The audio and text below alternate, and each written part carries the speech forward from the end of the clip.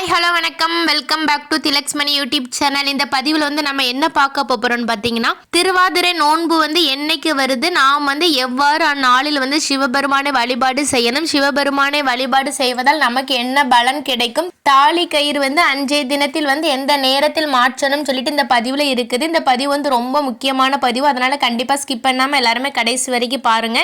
நம்மளுடைய சேனலை first time பார்க்குறீங்கன்னா கண்டிப்பாக சப்ஸ்கிரைப் பண்ணிட்டு பாருங்க. வாங்க இப்போ நம்ம வீடியோக்குள்ள போகலாம். இந்த திருவாதிரை விரதம் கணவருக்காக பெண்கள் கடைபிடிக்க வேண்டிய ஒரு முக்கியமான விரதம் தான் இந்த திருவாதிரை விரதம். அப்பேற்பட்ட சக்தி வாய்ந்த இந்த திருவாதிரை விரதம் எப்போ வருதுன்னு சொல்லி பார்த்துடலாமா? ஜனவரி 3ஆம் தேதி, தமிழுக்கு மார்கழி 19 சனிக்கிழமை அன்று திருவாதிரை நாள் வருகிறது.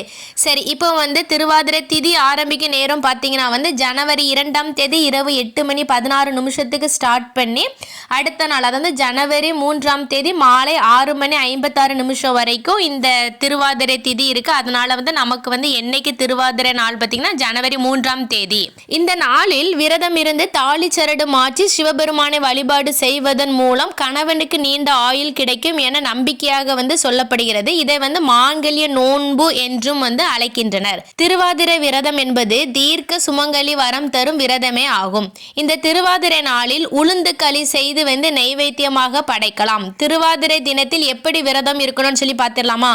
காலையிலே பிரம்ம முகூர்த்த நேரத்தில் நல்லா எலும்பி குளிச்சு சுத்தபத்தமாக இருந்துட்டு பூஜை அறைக்கு சென்று நீங்க விளக்கேற்றி வழிபாட்டு உங்களுடைய விரதத்தை தொடங்குங்கள். சில பேர் அன்றைய தினத்தில் உபவாசமாகவே விரதம் இருப்பார்கள். அவ்வாறு இருப்பது ரொம்பவே நல்லது. உடல்நிலையை பொறுத்து பார்த்துக்கோங்க. உங்களுக்கு விரதம் அப்படி இருக்க முடியவில்லை என்றால் ஏதாவது ஒரு நேரத்திலாவது சாப்பிட்டு நீங்க விரதத்தை தொடங்குங்கள்.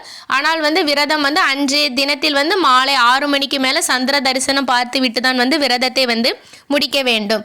சரி, இப்போ எவ்வாறு வழிபாடு செய்யலாம் சொல்லி பார்த்துடலாமா? சிவபெருமானே, உங்க வீட்டில் சிவன் சிலை இருந்தால் நிச்சயமாக அபிஷேகம் செய்யுங்கள். அன்றைய தினத்தில் ஏதாவது ஒரு 5 அபிஷேகமாவது செய்யுங்கள். பால், தயிர், சந்தனம், பஞ்சாமிர்தம், பழமஞ்சன பொடி, உங்களுக்கு எது பண்ணணும்னு தோணுதோ நீங்க அந்த 5 அபிஷேகங்கள் பண்ணுங்கள். பின்பு சிவபெருமானுக்கு பிடித்த வில்வ இலை வாங்கி மாலையாக சாற்றுங்கள்.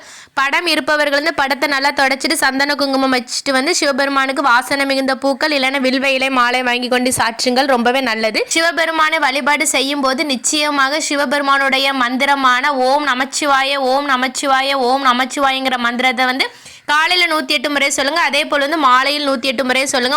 முடிஞ்சவங்க கண்டிப்பா ஒரு 21 முறையாவது எழுதுங்க. ரொம்பவே நல்லது. எழுதும் போது ப்ளூ கலர் பென்னு இல்லைன்னா ரெட் கலர் பெண்ணை வச்சு எழுதுங்க. கருப்பு நிற பெண்ணை எழுதுவதை தவிர்த்து விடுங்கள். இவ்வாறு சிவபெருமானை நீங்க முழு மனதோடு நீங்க வழிபாடு செய்வதால் உங்களுக்கு அதீத பலன்கள் கிடைக்கும். மேலும் சிவபெருமானுடைய அருளை பரிபூரணமாக நாம் பெற முடியும். திருவாதிரை நாளில் நாம் சிவபெருமானை வழிபாடு செய்யும் போது சிவபெருமானுக்கு கட்டாயமாக உளுந்து மாவினால் செய்யப்பட்ட திருவாதிரை களி வைத்து வழிபாடு செய்ய வேண்டும். எப்போ வழிபாடு செய்யலாம்னு சொல்லி பார்த்தீங்கன்னா மாலை 6 மணிக்கு மேலே நீங்கள் வழிபாடு செய்யலாம்.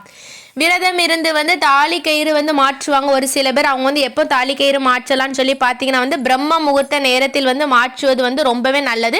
அதுவும் இந்த திருநாளில் தாலி கயிறு மாற்றுவது ரொம்ப ரொம்ப சிறப்பு. இந்த நாளை மாங்கல்ய நோன்பு என்றும் சொல்வார்கள். இந்நாளில் பெண்கள் விரதம் இருந்து சிவபெருமானை வழிபாடு செய்வதால் நீண்ட ஆயுள் உடல் ஆரோக்கியத்திற்காகவும் இந்த விரதம் இருக்கலாம். மிக மிக சக்தி வாய்ந்த விரதமாக இந்த விரதம் கருதப்படுகிறது. மாங்கல்யம் கணவர் வேலைக்கு செல்லாமல் வீட்டில் இருந்தா அவங்க கையால தாலி சரடு மாற்றலாம். அது ரொம்பவே நல்லது. அப்படி வாய்ப்பில்லாதவர்கள் நீங்களே உங்களுடைய தாலி சரடுகளை மாற்றிக்கொள்ளலாம். பின்பு சிவபெருமானை வழிபாடு செய்த பிறகு வீட்டிற்கு ஒரு 3 அல்லது 5 சுமங்கலி பெண்களை வரவழைத்து அவர்களுக்குரிய சுமங்கலி பொருட்களை கொடுப்பது ரொம்பவே நல்லது. எது வேணாலும் கொடுக்கலாம். 2 வளையல் வச்சு கொடுக்கலாம். பழம், பூ, முடிஞ்சவங்க பிளவுஸ் பீட் வச்சு கொடுக்கலாம். அப்படி இல்லைன்னா புடவை எடுத்து கூட கொடுக்கலாம். அது அவங்கவுங்களோட தனிப்பட்ட விஷயம். நீங்க உங்களுக்கு முடிஞ்ச 2 வாழைப்பழம், கொஞ்சோண்டு பூ, ஒரு மாங்கல்ய கயிறு, பின்பு 2 வளையல் வைத்து கூட நீங்க சுமங்கலி பெண்களுக்கு கொடுக்கலாம். அது ரொம்பவே நல்லது. இந்த நாளில் நீங்கள் சிவபெருமானை வணங்கும் போது கண்டிப்பாக சிவபுராணம், தேவாரம்லாம் நீங்க பாடுங்கள். உங்களுக்கு தெரிஞ்சா பாராயணம் பண்ணுங்கள். அப்படி இல்லைன்னா எல்லார் கையிலையும் ஃபோன் இருக்கும்ல, ஃபோனில் போட்டு அதை கேளுங்கள். இந்த நாளில் அது ரொம்பவே நல்லது.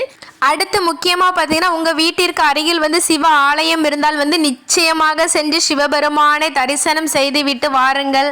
கோவிலுக்கு வந்து சிவபெருமான தரிசனம் செய்ய போகும்போது வந்து வில்வ இலை வாங்கி கொண்டு கொடுங்கள். அது வந்து ரொம்பவே நல்லது. எல்லாரும் கட்டாயமா போனோம்னா போறவங்க போகலாம், நல்லதுதான். ஆனால் வந்து வீட்டில் அருகில் இருந்தால் வந்து நிச்சயமாக சென்று வழிபாடு செய்யுங்கள். அதனால வந்து கண்டிப்பா வந்து இன்றைய தினத்தில் வந்து பெண்கள் வந்து இந்த திருவாதிரை விரதம் வந்து கடைபிடியுங்கள். வாழ்க்கையில் எல்லா வளமும் நலமும் பெற வேண்டும் என்று பெருமானிடம் வந்து நான் வேண்டிக் கொள்கிறேன். தேங்க்யூ ஃபார் யுவர் வாட்சிங். ஓகே ஃப்ரெண்ட்ஸ், இந்த வீடியோ உங்கள் எல்லாத்துக்கும் பிடிச்சிருக்கும்னு நினைக்கிறேன். கண்டிப்பாக உங்களோட ஃப்ரெண்ட்ஸ் அண்ட் ஃபேமிலிக்கு ஷேர் பண்ணுங்கள், லைக் பண்ணுங்கள், சப்ஸ்கிரைப் பண்ணுங்கள். உங்களுக்கும் உங்கள் குடும்பத்தில் உள்ள அனைவருக்கும் சிவபெருமானுடைய அருள் பரிபூரணமாக கிடைக்கட்டும். இனி அடுத்து இதே மாதிரி ஒரு நல்ல பதிவில் சந்திக்கலாம். நன்றி, வணக்கம்.